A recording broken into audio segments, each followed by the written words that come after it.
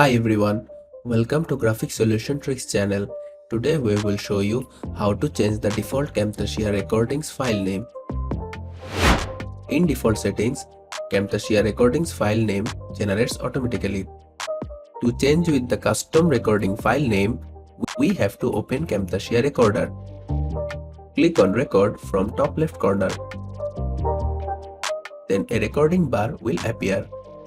Then from this bar, we have to change some settings. Click on Tools at the top.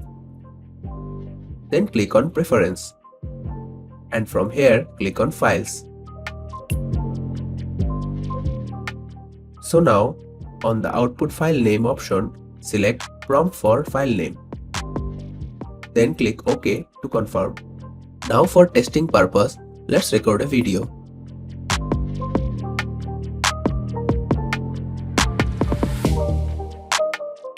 After finishing the recording, you can rename the recording file name. After changing the file name, click on Save. Now we have changed the default Camtasia recordings file name into custom name. That's it. If you find this video helpful, please make sure to subscribe our Graphic Solution Tricks channel and click the bell icon for more updates.